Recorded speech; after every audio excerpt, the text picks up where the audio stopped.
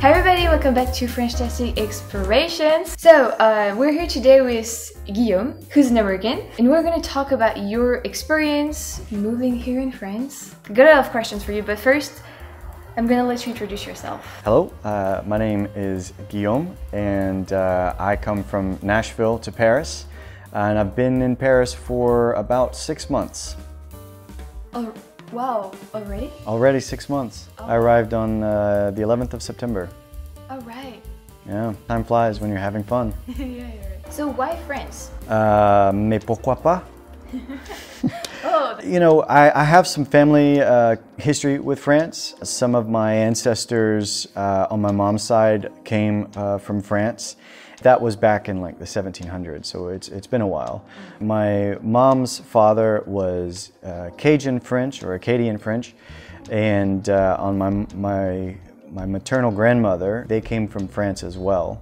And so there was already kind of, I guess, a connection there that's not really something that's tangible, but ultimately I had some opportunities that I could pursue here, and so here I am.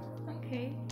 The first question that came into my mind when we talked and all was how, I mean, we talked about it together, but how was your move during this bizarre times, moving to France from so far away during COVID?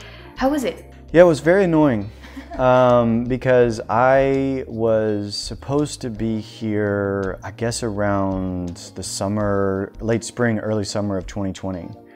Wow. That was the plan, and of course, COVID hit in March, and that pretty much put everything in slow motion or not moving at all. So kind of was a bit chaotic in a way because I had quit my job because I'm like, okay, I'm going to be moving in a few months. So I left my job and was making preparations to come, and then COVID hit. And so it took a long time to get here. But as soon as the visa situation opened up to where I could apply for a visa, I did that. All of that went really smoothly. Like the visa process went fairly smoothly. It took maybe a month from having the interview to getting it. Maybe not even that. It was like maybe 2 weeks from having the interview at the consulate and then getting my visa. And then as soon as I had my visa, I was booking plane tickets, and then I was here. So it wasn't too crazy. Obviously dealing with having to have proof of vaccination and wearing a mask and all that annoyance. But other than that, it was pretty straightforward. Okay. How are you adapting? It's been 6 months, so half a year already. Yeah. How are you adapting? How has it been so far? I mean, I feel like, I've adapted pretty well. So far, I really don't feel like I have done much integrating into French culture and sort of life in Paris. Mainly that's because I'm in language school at the moment, which takes up 5 hours a day, 5 days a week, because I'm doing an intensive course. And I had some friends already, and so I kind of are between those two things, and so that's where a lot of my time and energy is put. So I haven't really been able to sort of get out and sort of become Parisian, I guess. The language is still a bit of a barrier, but overall, I've really enjoyed it. Recently, I've been able to get into a bit of the music scene in Paris and start playing at some open mics, which has been a lot of fun. And that's been the place where I've met people more organically, just people from Paris and from around. So that's been fun, but I walk a lot, which is a big change. The United States, it's basically you get up in the morning, you get ready, you walk to your car, you drive to your office, you go to your office, you sit down, you're there all day, and then you just do that in reverse. And here, between walking to the metro station and all of that kind of thing, I'm easily doing 3 to 5 kilometers a day. And so the upside of that is I've lost 30 pounds since I moved to Paris. So it's a great exercise program. Yeah. And that's with eating all the wonderful bread and pastries that you can find in Paris. There's a boulangerie for every like 10 people, I think. Yeah, yeah. There's a So what are the major changes you noticed or you're noticing? Well, we just talked about working and all, but yeah, in your life, in your daily life, especially. Yeah, well, I mean, being back in school is a big change. I mean, that's a whole, especially learning a language and that kind of thing. It's like I haven't gone to a regular class for like 15 years, since I graduated from graduate school. So that's a bit of an adjustment just to engage my mind in that way. I think it's not being able to find things that I'm familiar with, like if I wanted to make something or whatever, like if I'm cooking, because I did a good bit of cooking in the States. Either I can't find it or I don't know what the thing is called in French. And so it's a bit of a hassle because for whatever reason, the grocery store that I go to doesn't have, I don't have really good cell service in there. Oh. And since my translator sort of has to be connected, so if I'm looking for something, sometimes it can be a challenge to sort of, what is this word or whatever. So maybe I should prepare before I go. It's like, well, I'm looking for this, what's that called? And have like a list of, the things, but luckily I have a roommate who's French, and he's been a huge help in sort of softening the land in coming to Paris. So whenever I have questions about something, or I'm not quite sure how to do something, or like when I went and got my Navigo pass the first time, it's like he was just my advocate. Like I didn't say anything. He was just like, he was just sort of my intermediary between, it was just made it, which is both good and bad because it hasn't forced me to just have to be able to engage, but at the same time it's made the transition a lot simpler. Yeah. So I'm very grateful for that. Mm-hmm. What are the biggest differences between the States and France that you noticed? Yeah, I mean, as I said, Europe in general is a much more, or I should say, a much less sedentary culture.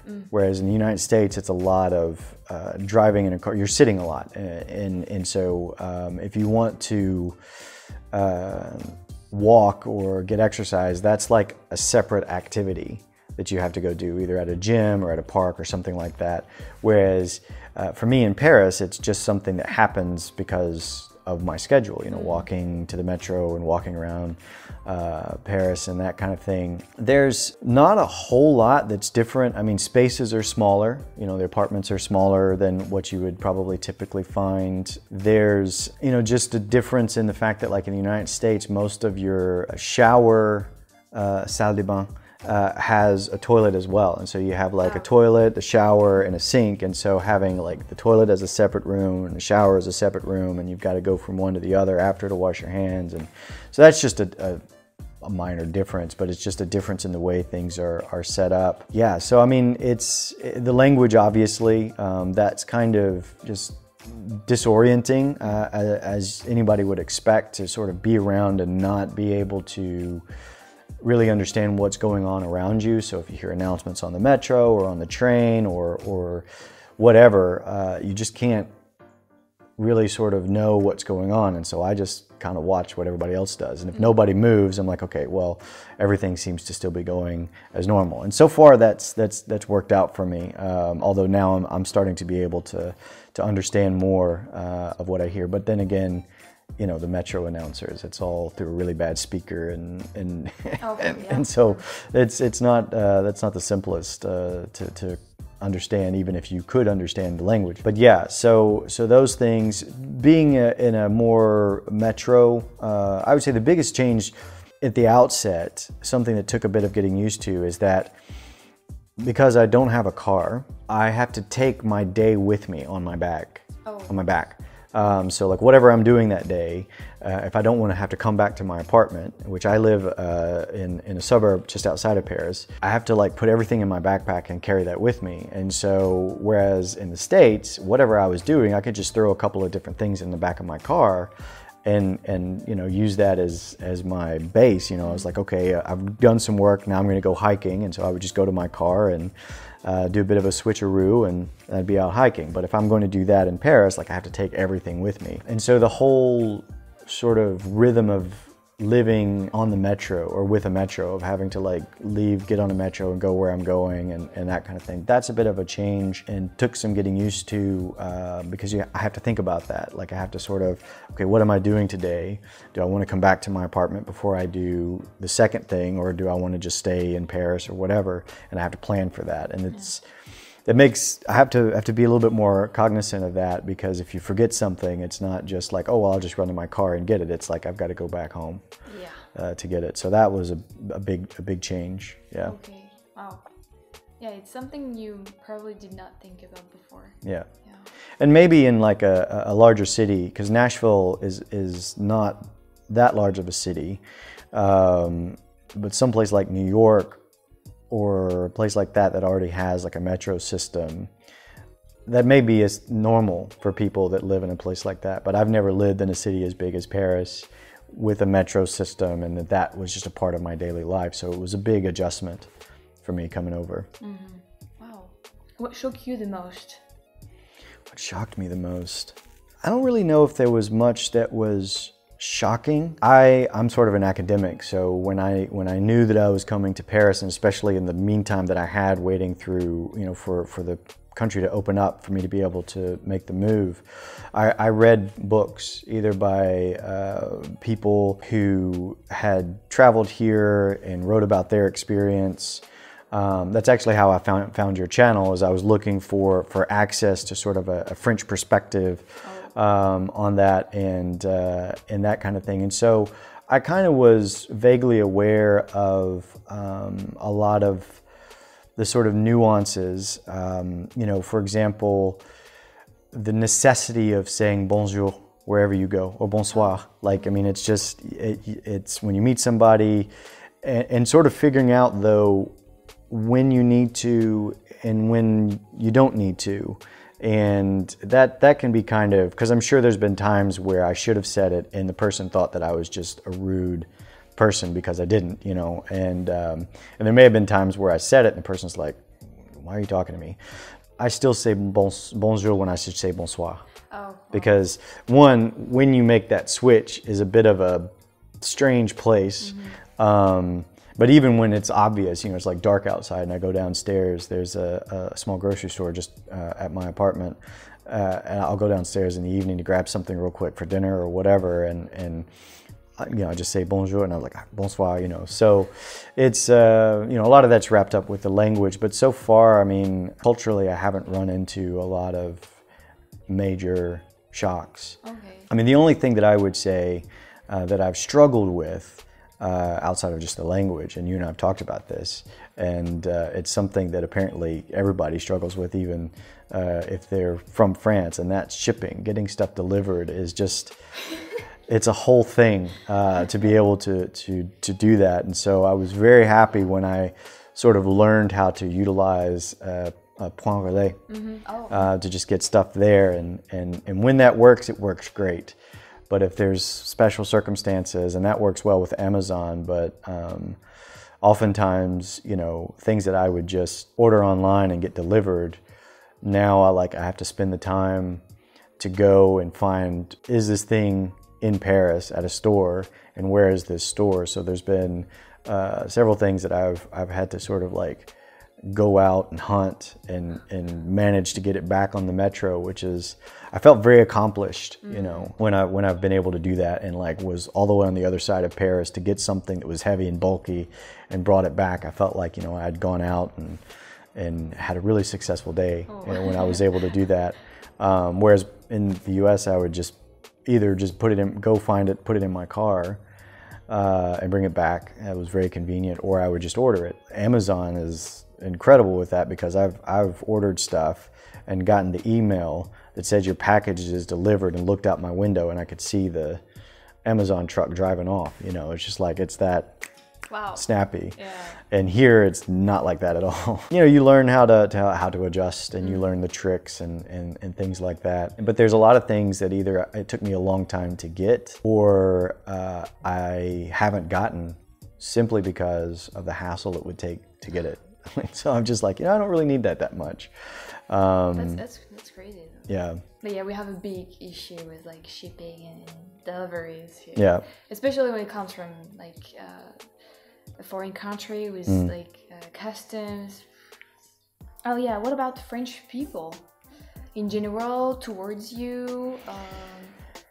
Yeah, I mean, I know that there's sort of a reputation, especially in Paris, that, you know, French people don't like Americans, or the French people are very rude. And really I think that comes from a lot of cultural miscommunication. There's, for example, in a restaurant in the United States, your server, and this is sort of the way customer service is in general in the United States, it's like your server is very intentional about coming to your table when you sit down, making sure that you have something to drink, making sure that they take your order when you're ready to order, and then as they'll come back through and say, how is everything tasting, and then maybe come back through and say, is there anything I can get you? You know, they're very very intentional about the service.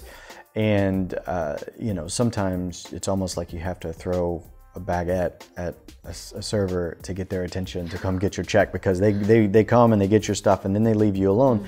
But it's just a difference in, you know, they're not trying to turn the table. You know, you're there for the experience of being there and the experience of eating the food and stuff like that, and they want to let you have that experience on your own. And so that's the perspective they're coming from. But if you're an American tourist coming in, you're like, man, this service is horrible. And that's not really the case. But what happens, I think, is the expectation of that elicits a reaction from the American, who may be sort of getting short or whatever, and apparently Americans are just loud in general. And that will elicit a response from the French person that might come off as rude. For me, again, because I had read and had, you know, sort of tried to learn as much about the culture, you know, I didn't have sort of the experience that's shown on like Emily in Paris of like, you know, why is it this way, and why is the first floor the second floor, and all of this kind of thing. You know, I sort of tried to prepare as much as I can. You can only learn by being here, I mean, because that's the only way to do it. But I haven't really run into any issues of where I felt like somebody was being rude to me, or, you know, anything in particular. I mean, for me, it's been fairly cordial, and most people that I've met have been very kind and very interested in hearing about, like, you know, America or why I'm in France or whatever. Yeah, I haven't really run into major conflicts or anything like that. It is, I think, more difficult to make friends in France, because I think, you know, Americans have lots of friends that are sort of very shallow relationships, and maybe a handful of friends that are like really, really close friends. But, you know, in France, it's kind of narrow and deep is the idea. And so, yeah, they're just differences. It's not wrong or right, it's just different. And I'm here as an American, and, you know, there's certain aspects of my culture that I bring with me, but I'm here to be in France, and so there's no reason for me to sort of like demand things be the way that they are in America, because if I wanted that, I would have just stayed in America, you know, so yeah. Okay. What's the best thing you've experienced?